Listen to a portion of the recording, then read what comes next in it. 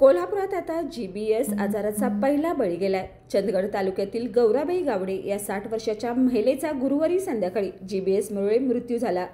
3 दिवसापूर्वी गावडे या उपचारासाठी सीपीआर रुग्णालयात दाखल झाल्या होत्या। त्यांना जीबीएसची लागण झाल्याचं स्पष्ट झालं होतं। त्यांच्यावर प्लाझ्मा पेरिसिसचे उपचार सुरू होते, मात्र उपचाराला प्रतिसाद न मिळाल्यामुळे अखेर गावडे यांचा मृत्यू झाला। सध्या सीपीआर रुग्णालयामध्ये जीबीएस सिंड्रोमचे 7 रुग्ण उपचार घेत आहेत। त्यांची प्रकृती स्थिर असल्याचं वैद्यकीय अधिकारी मिरगुंडे यांनी सांगितलं। दरम्यान या घटनेची माहिती आरोग्य मंत्री प्रकाश आंबेडकर यांनी घेतली आहे। आणखी उपाययोजना करण्यात येणार असल्याचं त्यांनी सांगितलं। जीबी सिंड्रोममध्ये कोल्हापुरातल्या एका पेशंटचा दुर्दैवानं मृत्यू झाला आहे आणि यामुळे साहजिकच सगळीकडेच आपण सगळेजण या विषयावरची माहिती आपल्याला सगळ्यांना मिळते। खरं तर जीबी सिंड्रोमच्या एकूण सगळ्या पेशंटची संख्या महाराष्ट्रातली जी पहिल्या टप्प्यामध्ये 9 जानेवारीला पुण्यात एकदम ज्यावेळेला पेशंट आढळले त्यावेळेला आपण सगळेजणच घाबरलेलो होतो, परंतु पेशंटची संख्या मर्यादित राखणं, संसर्गजन्य आजार नसल्यामुळे सुद्धा अतिशय चांगल्या पद्धतीनं त्याला योग्य त्या उपाययोजना करण्यासाठी ज्या काही शासनानं सूचना आरोग्य विभागानं आणि संबंधित यंत्रणांनी सुद्धा जे काय सांगितलं त्याप्रमाणे अतिशय चांगल्या पद्धतीने त्याचं पालन सर्वच नागरिक करत आहेत। त्यामुळे सगळ्या संख्या मर्यादित ठेवण्यामध्ये अत्यंत चांगल्या पद्धतीचं यश आपल्याला आलेलं आहे। दुर्दैवानं कोल्हापुरातला पेशंट जो आहे तो पेशंटचे थोडंसं दुःखद निधन झालेलं आहे। या एकूणच पेशंटची संख्या जर बघितली तर म्हणजे जे पेशंट्स आहेत 1 महिन्यामध्ये साधारणतः आपण आढळलेले पेशंट्स बघितले तर साधारणतः 200च्या आत आहेत आणि त्याचबरोबरीनं दुर्दैवानं दुःखद निधन झालेले पेशंट्स जे आहेत ते 8 ते 9 आहेत।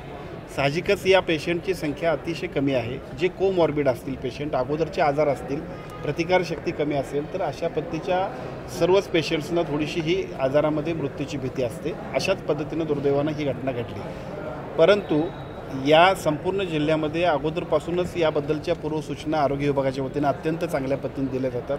लोकसुद्धा त्यांची काळजी अधिक चांगल्या पद्धतीने घेत आहेत, त्यामुळे भविष्यकाळामध्ये अशा घटना होणार नाहीत यासाठी अत्यंत चांगल्या पद्धतीनं आरोग्य विभागाची यंत्रणा सतर्क आहे। गुरुवारी संध्याकाळी झालेल्या या घटनेची माहिती आरोग्यमंत्री प्रकाश आंबेडकर यांनी घेतली आहे।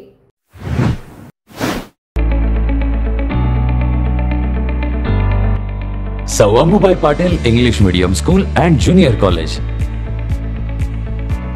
Pre-NDA Training Center, CBSE pattern and military pattern, approved by Government of Maharashtra. Sou Ambubai Patil English Medium School believes that a better future lies where and students can learn themselves. Graded excellent by state and CBSE pattern for systematic scholastic and co-scholastic work. At Sou Ambubai Patil English Medium School, academic subjects and extracurricular activities complement each other to develop socially skilled and healthier students. Theories and concepts are well understood by performing scientific experiments on their own. At Sou Ambubai Patil English Medium School, we encourage students to think independently and develop their own skills. I want to become an aeronautical engineer. I want to become an athlete and win gold for our country. I want to be a IAS officer. When I grow up, I will build a school for poor children. Sou Ambubai Patil English Medium School and Junior College. Address: Gokul Shirga, Taluka Karved, District Kolhapur. 9326617509, 9371331176.